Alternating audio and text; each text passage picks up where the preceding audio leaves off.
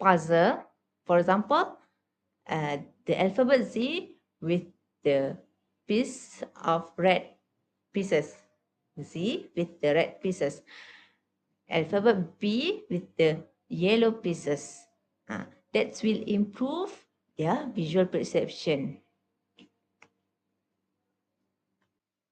Alright, the third benefit is will improve hand-eye coordination, because when our child completing matching the puzzle, their hand and eyes will togetherly use. That will improve their hand-eye coordination. The suitable age for this puzzle is from 3 years old and above. That's all. Thank you.